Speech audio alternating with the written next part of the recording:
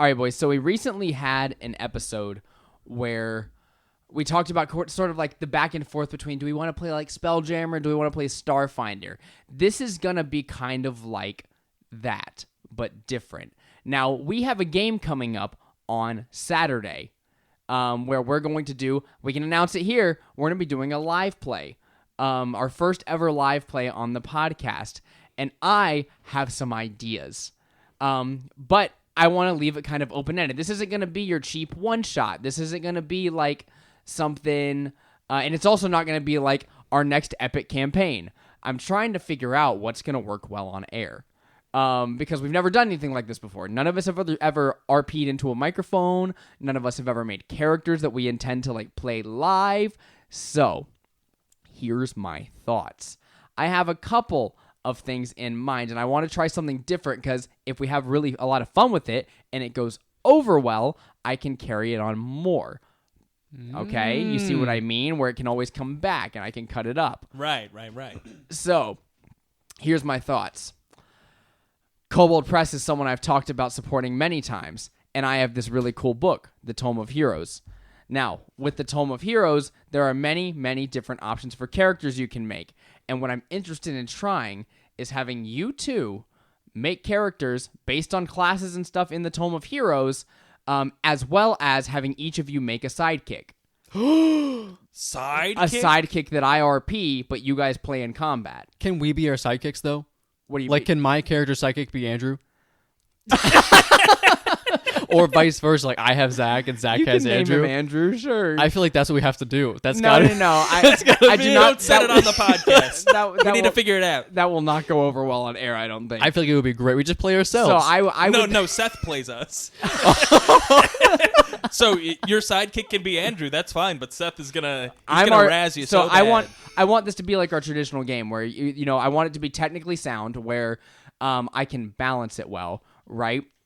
I want to be able to make it properly balanced where, you know, two of you can play, and I want it to be, we're not starting at low levels, okay? We're starting from the middle. So I want to start us off strong, and I want to be able to challenge you guys, but I can't really do that with two, like, I'm probably going to start 7th level, so 7th level characters. oh, Okay? dang, okay. So that's my thought right now, is that I would like you each to come up with, like, what you would like to make, base it off of the Tome of Heroes stuff because I want it to be different. I want it to be super different. As well as, here's my thought for leading us into it. Because if we don't end up carrying it on, like say we don't enjoy it or it doesn't go over well, it doesn't matter and I can still use this later based on what I'm thinking. But I kind of was thinking I could start us off in the beginning of this. The Courts of the Shadow Fae. Ooh, okay. Now, I was reading through this module earlier today and I was like, you know, this would work really well for a smaller group of people because I was thinking about entering this into our space campaign later on, but the way they have the political intrigue tied, I was like, well, this could give me a good chance to introduce like the Midgard setting and stuff and like just start us off strong with it. But I want to know your guys' thoughts because this opens it up. Like you open up in a space in Zobek, which is the Clockwork City in Midgard. So you'd be starting off strong where I would kind of give us excerpts about the city, kind of teach you guys a little bit about it, and then we, you know, go right from the get-go. Kind of like you're opening a game and like the beginning cutscene is like, this is our setting, and here you are in the world. You know, something like that where you guys, it would be, you know, fresh. You would have to learn kind of like learning Waterdeep for the first time. You'd be learning as we go. Or we start off with a little one-shot from the streets of Zobek. Now, this is a much older little booklet that they made where it does like from levels 1 to 10 different modules, like little one-off modules in Zobek, and it's more about like crime, like syndicates and whatnot at the lower parts of the city. I am less hyped about doing that, but what are your guys' thoughts on trying that out? Well, right off the bat, I'm thinking we have to do the Streets of Zobek immediately because you and I, when we did Eberron, absolutely tormented Zach, right? We tormented him into the point where he didn't want to run the game for us anymore. We were terrible vigilantes. That's not what happened. But now, I think me and Zach have our opportunity to torment you, Seth. I'm okay with that.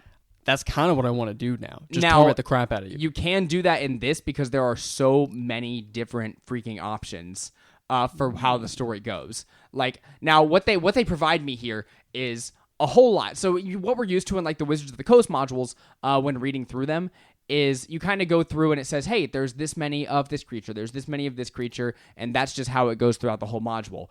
In here, there's difficulty scaling. So if I'm like, okay, I want this specific encounter to be deadly, there's an option for that, and they provide me, every time they provide you an encounter, instead of saying, hey, open our monster manual and go to this page and find the stat blocks, on that page are the stat blocks for those creatures. So on the page where they present the encounter, there's the stat blocks and like the motivations of the creatures. So it's very well made to where I only need this book to run this.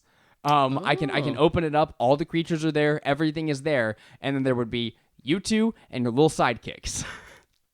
You know, I will say I was feeling the same Eberron energy from Streets of Zobek, but I'm much more excited to jump into Courts of the Shadowfey. I'd be more excited to run that from the get-go. I'm going to be honest, it does sound more exciting than Courts of the Shadowfey. The only reason I want to do this one is to torment you, Seth.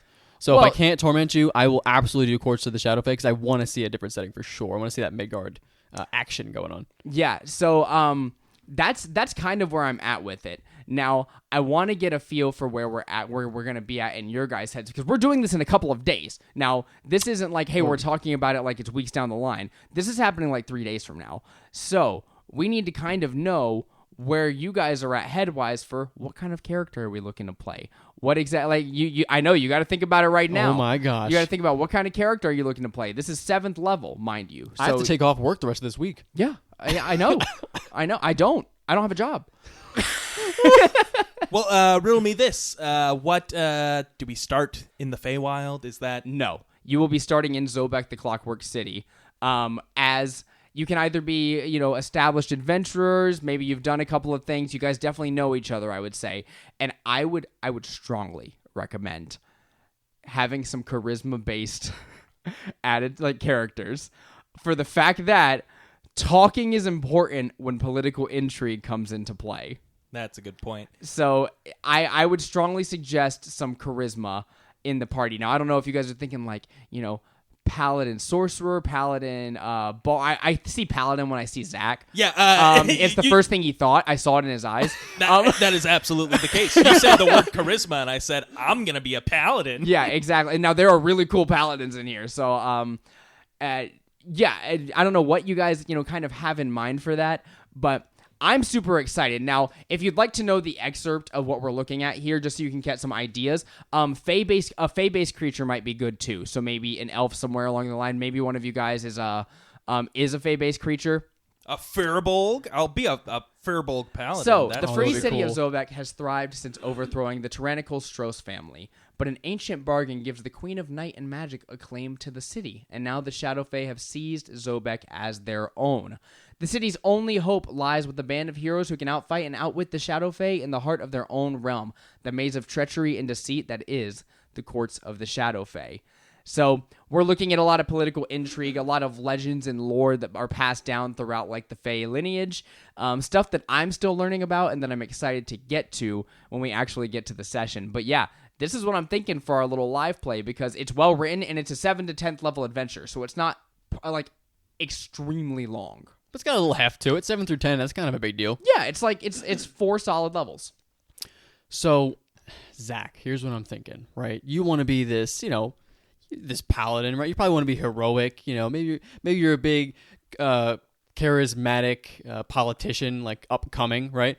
What if I act as your sidekick, as like the most handsome Fey goblin ever, as a bard, right? I'm your jester, right? So I'm your wingman, right? So I follow you around, but I have my own sidekick, right? So you talk down to me, and I'm 100% sucking up to you, but then I have my little sidekick that I just shit on the whole time and make fun of. It's like this full power dynamic going all the way up the chain. I kind of like this. And the way I'm looking at it is your sidekicks and you guys will kind of form this full adventuring party. Now, I don't remember all the exact statistics that go into making a sidekick. I just know they exist is it in Tasha's? Yeah, it's in Tasha's. Yeah, in Tasha's we've got the rules for those. So you guys would each, have the ability to make your own and create them. And I believe you get the warrior, the sneak or something like that, whatever it's called, and then like the cleric-y magic one. So there are like the 3 different kinds of them. And they'll be leveling up along with you, which is nice whenever there's only two of you. There's not a full adventure. If only we had one more person on the podcast, right? But I really didn't want to introduce like a DMPC. I was like, it would be more fun if they had control over the battlefield and everything. And instead, I got to fully be the story. No, I think that works out pretty well. I've also, to be honest, I've really wanted to try the sidekick system out just to see how it is. I really don't know if it's, if it's balanced or if it's busted or what. But I also really want to flavor my sidekicks so that they're just super fun. I really don't know the extent of the system. I really don't. But I just want to go off the wall like I'm the Beastmaster Ranger, so I have a companion, but then I have a sidekick who's also a Beastmaster Ranger, so he has a companion. So we just have like this full roving adventure band of... That sounds really fun, actually. I feel like there's so many opportunities here to try, especially with this whole new world. So you're gonna have to show me like where I can read up on this place a little bit. Maybe get a good idea of the town or like a nearby place that I'm from, so I get like a little backstory. Yeah, I can show you. Like, there's this this new website that just came out pretty recently. It's called Google.com. I was gonna say the internet, so I'm glad you said Google. No, you can, I mean, if you want to borrow the Midgard Worldbook, you can. It doesn't give as much as you would, like, it shows the whole world of Midgard and not just this one city we're going to be taking place in, because we're mostly going to spend time in Zobek, and then we're going to go into, different Fey portions, specifically a place called the Shadow Realm. Now, you guys won't exactly know what's going on when the campaign starts, and it's going to take, I think most of Session 1 will be, like, what the heck is happening here? And then as we get deeper into it, I can leave you on a cliffhanger that we don't come back to for 3 months. Why? You keep hurting me, Seth, over and over again for the last month. I keep just constant pain, and I want to play D&D so much, and I just know it's coming to an end. Well, it's not coming to an end. It's just, No, you're just going to make us not teleport through a tree for 10 weeks and wonder where I'm at. Well, don't cast transport via plants. Yeah, if you don't want a cliffhanger, don't cast the spell, man. So some spell. Some spells are off limits. You can't cast that spell. I have taken a little glance, and I do know that Midgard comes with an abundance of new spell options. Yes. So I don't want to be another spellcaster, to be perfectly honest, after being a 16th level caster right now. But there are some in the Tome of Heroes, but there's also their deep magic books, which are like 600 extra spells. Some of the subclasses in the Tome of Heroes are based only around 5e spells, and then there are other subclasses that include spells from the Tome of Heroes. So I'm okay with you using any of them. Like, any of that stuff is on the table. We are playtesting it. We're having fun with it. Black powder and gun classes are on the table as well. You're allowed to use those. Zobek is a city where so for about the past 80 years, dwarves and like humans have kind of come together in this city, and the main goddess in which everybody is worshipped. You know how a lot of the cities in like Waterdeep and Torm, they all have their main gods, correct? Yeah. The main goddess they worship is the clockwork goddess Rava. So it's very interesting, and it does come into play in the game. So like the lore is very I don't want to say the lore is vast because that's what Patrick would say, but the lore does come into play, and it's stuff that I'm going to be learning along with you guys as we get into the story. Okay, well that's interesting. I'm definitely excited to get into more lore. Out of curiosity, this Clockwork City, does it kind of tie into Mechanus, the realm of it's not really clockwork and kind of whatnot? It's not really talked about as far as I've seen. Do you feel like it's almost an adaptation of it, or have you not read a whole lot about it? No, I'm not sure. Think steampunk vibes. Okay. So with the steampunk vibes it just kind of comes along with that. Now, how steampunk? Are we talking in between Forgotten Realms and Eberron sort of a vibe? Yeah, I mean, Zobek, the Clockwork City, does have some technology, gears, things like that. It's not like the New York. It's not like massively built up like New York, but it is along the like you can have a gun, like a little musket or something. Wait, are there Modrons? I'm sure there are, but so far I don't really know. I'm just learning this setting as well. See, now I kind of like the idea of having this like clockwork sidekick, like a little Stein, like a little. Now I don't believe defender. I don't believe there are tons of like Warforged and stuff walking around. So a little not as much as Eberron, where there are like actual machine as many machine people. But I mean, nowadays you hear a lot about making AI and like soldier robots and things robots that could do basically anything, right? I love the idea that I crafted this little robot that wields a gun, but he's not good at it at all. And like I walk into a crowd like, everyone stand back, it Or might he's not go supposed good. to be sneaky, but he fires his gun all the time. What are you doing? I love that you're just yelling at him all the time. What would be cool though is if one of you guys have a sneak with you, because you probably won't have a party rogue. Why does it sound so funny? You guys have a sneak with you. Yeah, It just sounds strange. I don't know. Little rogue baby. All the weapon mechanics, the cool weapons that they have in there, everything's on the table. So please, I mean, you guys will probably want to take that book with you, so that way you can read up on it. Like I want you to use stuff from that book, either that or you're coming over early to make your characters on Saturday. I would cry on site, Seth. There's no way I can make that kind of character on site. Yeah. So gosh. I do want you to think it out and make a cool one because you're going to be using it live. I mean, you guys knew you were playing a live play on Saturday. Yeah, course. Yeah. So Drew, we know that Zach wants to play a paladin. What are we kind of thinking? May I influence you? Absolutely. I can 100% be influenced. Paladin is my happy place, and I think this would be a perfect opportunity for you to be a cleric. Just make sure that you've got some charisma. But wisdom is also super important, and I can't promise to have it in social settings. I was almost thinking he should be a bard, though.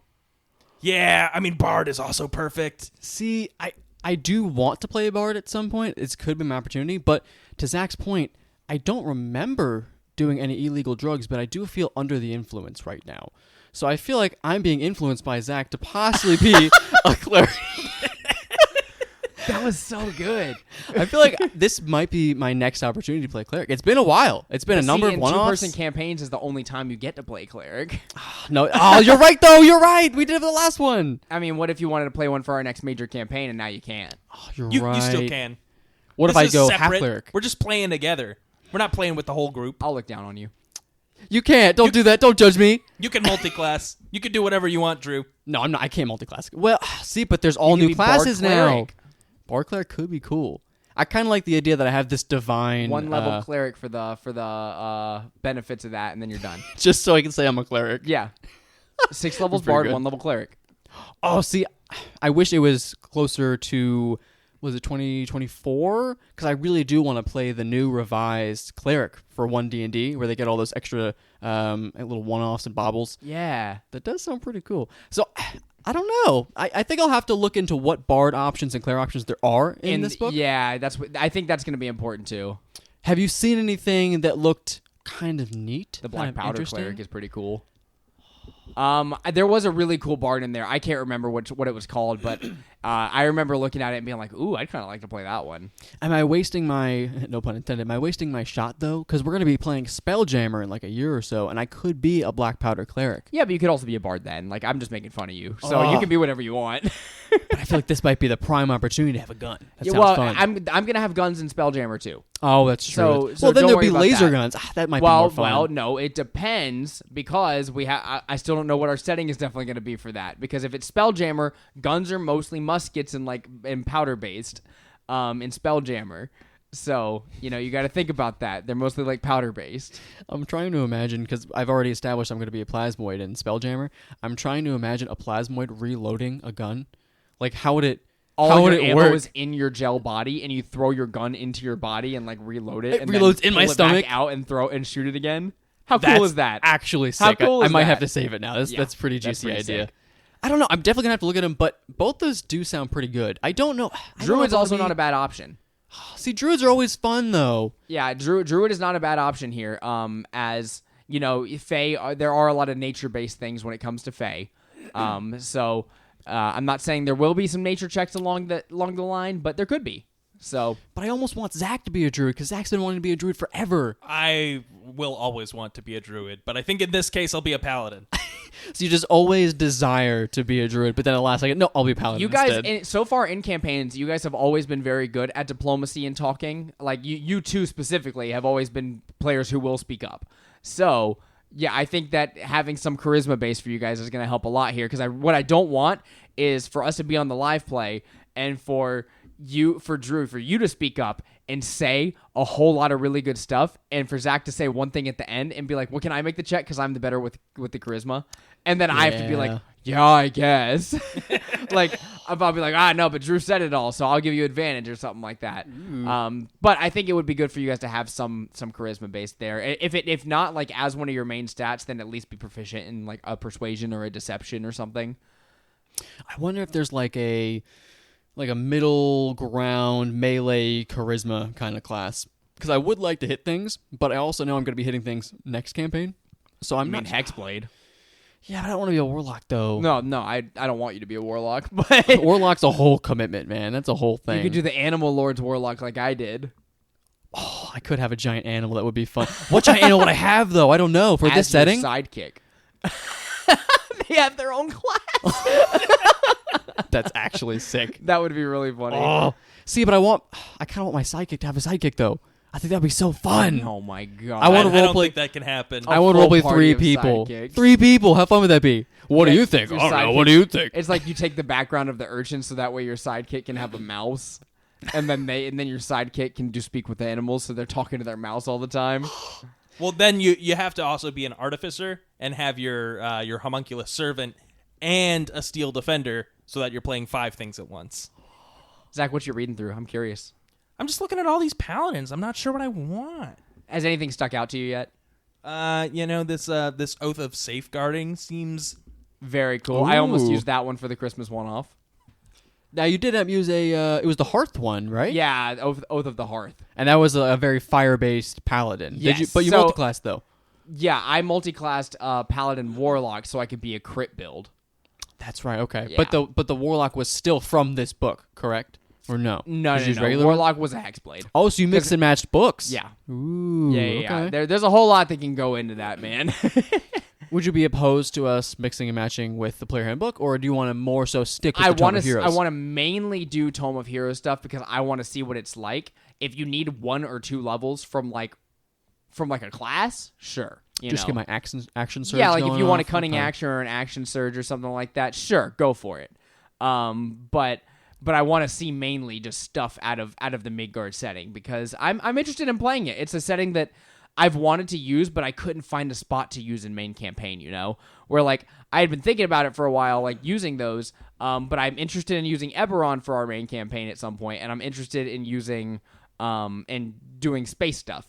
So Midgard just didn't fit with like the vibes that I want. So I'm like, this is a good chance for me to do it. And if it goes well, and we're able to like batch record some live play stuff, like sit down and do 4 hours of a live play just for funsies, like I'm totally in. And that's more D&D and episodes of the podcast, So is Midgard like big? Is it a big setting? Is it like so it's a Forgotten flat Realms? Earth.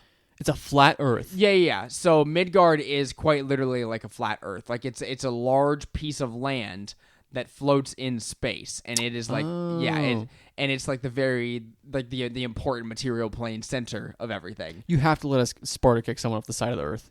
That would be well, so we're, cool. we're not there yet. We have We'll to get get there. there. We have to get there. We're not there. immediately.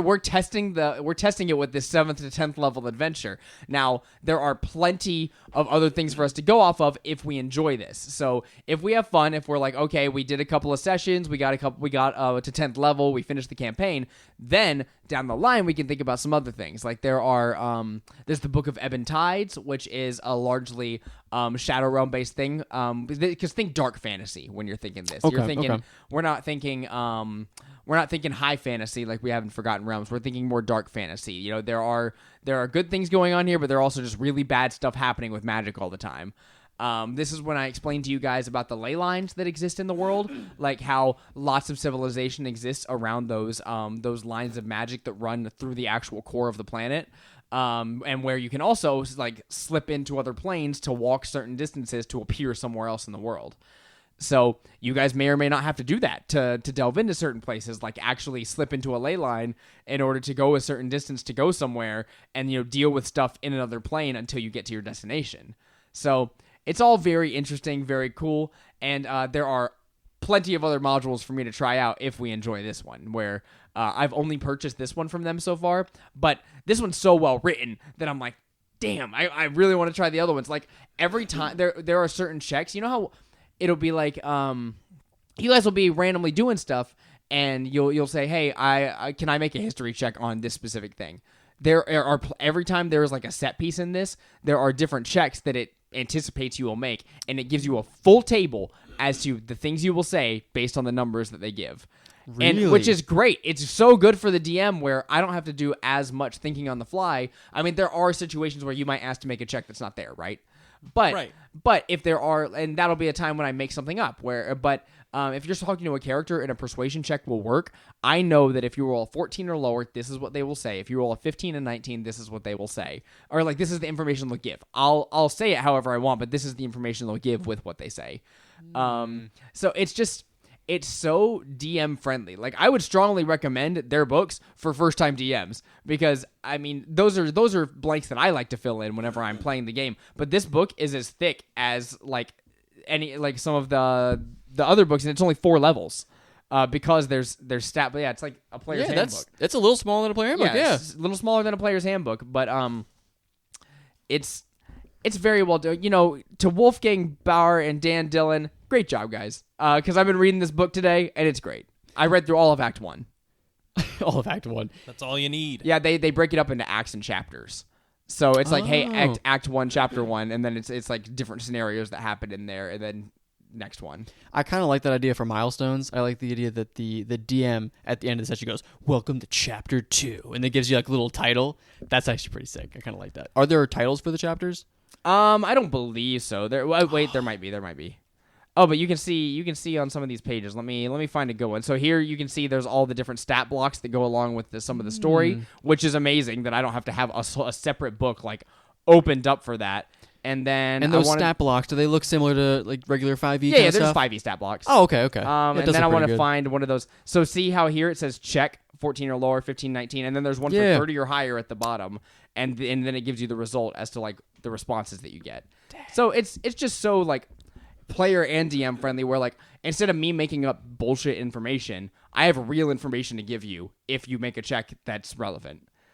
Do you feel like they have those charts because it's more of a political intrigue type of a setting? Like, do you feel like it's relatively important to keep track of the things you say? I don't know if it's in their other modules, but I'd venture to guess it is because this is one of their earliest 5e modules. So if it was a good idea back then, I assume it's a good idea now.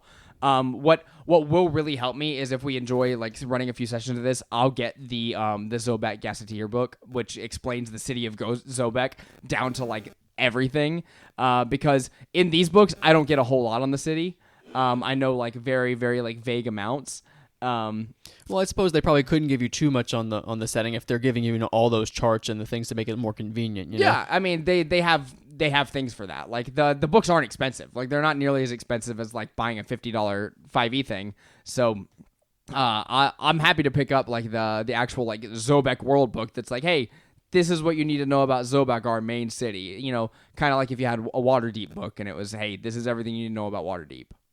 And are there other races in the Midgard book that we could use, or is it more so just kind of fleshed out in Tome? Not so much. Like, if you think of your usual ones. There might be a couple other character options in Tome of Heroes. I didn't super look through, and there may even be some like there might be some machine folk ones in there that they're gear folk or something. Yeah. So there are like Warforged type people. I actually really like. I lied.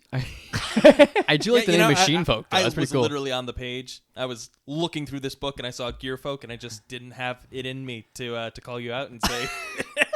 Yeah, so there are new racial options and stuff like that if you are so inclined to try them. I'm sorry. Try something new. Gear Forged is what they're called. Gear. I love how they change the name every time. And Eberron is different, and Player Handbook it's all different. Yeah, and they're just Warforged.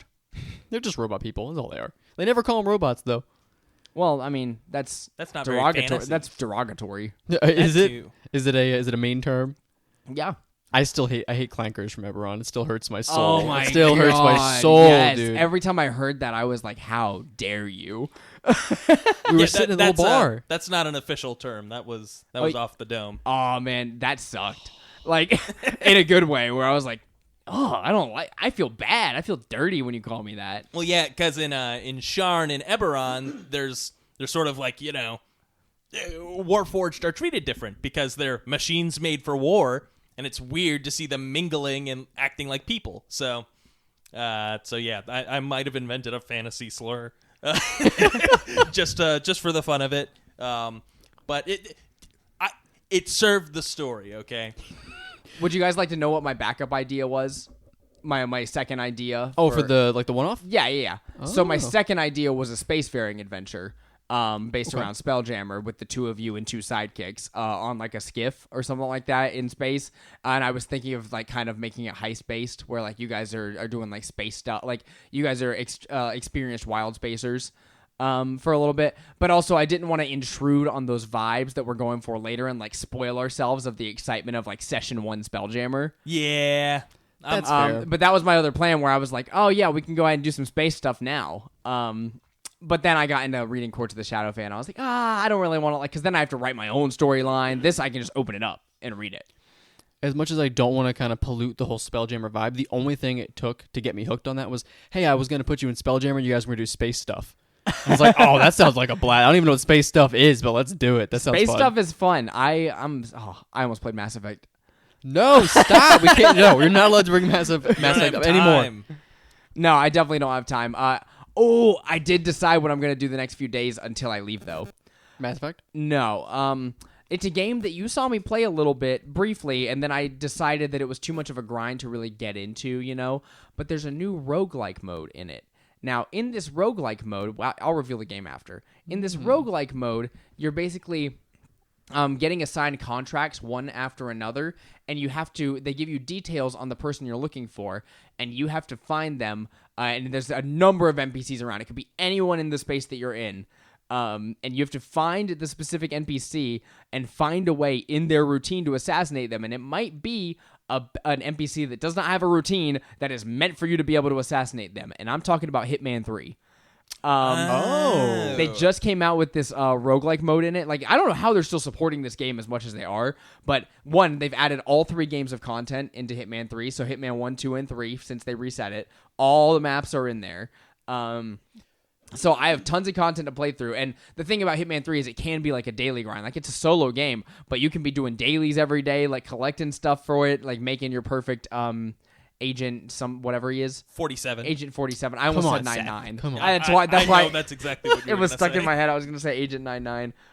So yeah, your own Agent 47, and then you get to, in this roguelike mode, they, out of any of the NPCs, like in that entire Dubai hotel that you saw me playing in for hours on the first time I played it, any of those NPCs could be my target. So that whole conference room at the front, it could be any single one of them. And then when they all break up, I got to figure out which one. And they'll give you details like, oh, this NPC or this person has severe allergies, and this person also enjoys wine. And so it's like and only one of the NPCs there is going to fit all of those things. So your job is to do that in a timely manner and get it right. And if you get it wrong, you got to start over. It's like fucking Hitman Guess Who. Exactly. And it sounds fun and really challenging. Blessing Adeoye was talking about it on Kind of Funny today, because I hadn't played Hitman 3 in forever, and I was like, man, that sounds actually kind of fun to waste some time before I leave in a few days. So I'm thinking about starting it up, but he said, he was like, yeah, one of my targets was the bellhop, but there's people around all over the place for the bellhop. Mm-hmm. So what he had to do was the bellhop finally, he has like about 1 minute where the bellhop walks outside. So now that the bellhop has walked outside, there's a guy looking right at him. So you have to kind of like throw the thing, and now you've got about 10 seconds. And his challenge that he has to do is to get a headshot on the bellhop. So not only that, he has to have a silenced weapon and get a perfect headshot, and then also walk away at the right time where no one sees him. So that way it looks like he got away with it. So he has to kill the bellhop while distracting the other guy. It's very fun and very cool, and I downloaded it right before you guys got here. That sounds so sleuthy and so fun. I love the idea of having to like really stalk your prey for a while to get the right one. However, I know for a fact that if I played this game, I would spend 4 hours on one map. Like, was that a sneeze? That was kind of more of a cough. Oh, you definitely would. I would shoot the wrong person to death. I would hate that I wasted 4 hours of my life. I think you would have a lot of fun with it, though. Oh no, I would have a blast. It's a game that you would lose yourself in. Absolutely, I would. I don't know if you guys have... Get you out of your Dead by Daylight craze. No, I couldn't possibly. I don't know if you guys know. First of all, there's a Hitman movie, which I did not know. Yeah. But also, there's like a big community of hit run speedrunners, which is insane. Hitman speedrunners? Yeah, Hitman speedrunners. Okay, you said hit run speedrunners. Oh, I'm sorry. I was like, what's hit run? my whole head's like spun around. It's a different game. But Hitman speedrun, it's pretty legit. You ever like scrolling through YouTube and you're like, oh, that game looks kind of interesting. You know, what is that? I got sucked to do like a 4 deep video of these speed runs. It's insane. These people put up like big cash prizes, and they assign like someone as the target on the map, or like 2 or 3 targets. These people do this thing in like 20-30 seconds. Like insane runs. They'll throw like pies on the ground, but because the pie was at a 40-degree angle, they could walk up a building. And because they walked up the building, they're on the top. They can snipe everyone from up there. But also, if a bird flies by at the right time, there's a shadow that comes by and it blocks the shot. Like it's crazy stuff. It gets so nitty gritty. The game's pretty ridiculous. I would love to get into it. I just think it's so in depth. I would absolutely lose myself. Very similar to Seth and Destiny. I don't know if I could commit That's myself why I to quit that. Destiny. That's why I quit Destiny, because it was the perfect game for me. That's a terrible reason. It's a terrible reason to play a game. No, it's not. It's why people quit World of Warcraft, because it's too much of you. Like, if I was still playing Destiny now, it would still be, like, I would come home and be like, I'd be so anxious to get my dailies done that I'd have to come home, sit down, spend 2 hours getting my dailies, and then I can be a normal person. Yeah, how do you be an adult when you have a video game that takes up 4 hours of your day every day? Exactly. Like, if it always took me like an hour and a half or so, like hour and a half to finish all my dailies in Destiny. Even if I was just playing Crucible for the day, I need to get in there and put the specific guns on and do the right challenges. And like, I was good too. Like, I was good at that game. So I am happy I quit Destiny because I love it too much. Are you though? Yes. But think about it, you could play it for just a few more hours before you leave, Seth, and really enjoy it. And then I'll think about it the whole time I'm gone. Oh man, I started Destiny back up. I can't wait. What those fuckers did to me? What? What did they do? On PS Plus on the 7th. That's in a couple of days. They're releasing the Destiny DLC for free to PlayStation owners. So I will own the new Destiny DLC without paying for it. You have to try it just a little bit. I can't. Just I a can't. little piece. I Just can't. one little I'm game. Sorry. Don't do it. No, you absolutely should. You No, should do it. we'll be devil and angel on the shoulder, and I'm the devil, but you shouldn't play it. Yeah, but I'm driving Zach home, so you have to listen to me. No, that Oh, he's got me there. Well, oh man, I had something I wanted to talk about right before the end here, but I guess I can't. Was it that big CDC report that came out? It What? said the CDC report. It came out. It said that if you played Destiny 2, you're actually much better in the army. I don't know if you've heard. Yeah, Oh, I did read that one. it's pretty new. You probably getting all the the one way where they through were it, like, but- "Oh yeah, if you're really good at Destiny, they'll promote you right away." Yeah, they say you're an Yeah. officer right away. Actually, Oh, it does make sense that the CDC would have reported on that because Destiny is a disease that needs to be controlled. that was witty. I'll give you that one. That was good. That was good. Thank you so much for listening to this episode of Table Talk Friday, where we discussed our upcoming live play in Courts of the Shadowfey, now that it's been decided. So you can catch that very, very soon here on Table Talk Friday, a D&D podcast. But where you can also catch it is patreon.com/Table Talk Friday, where Good Old Gamer is our producer, Eric, for the month. Woo! Good Old Gamer! You can catch us and a couple of our other patrons over there on patreon.com/Table Talk Friday, where you can get a bonus post show that's going to be up right after this, where you can get episodes early and a bevy of other bonus benefits and content. Thank you so much for listening to the episode. And I need the CDC to take me out. Seth, that's right. Seth, you here in this room with me, but also you listening to the podcast. You, Seth, I'm also talking to you. You need to stop playing Destiny. It's bad for your health. It's bad for your eyesight, and it will make you better at the army. The whole thing, the whole army. But regardless, you do need to stop playing. Your friends miss you. Your family misses you. And I can't finish this one. Have a great night, everyone.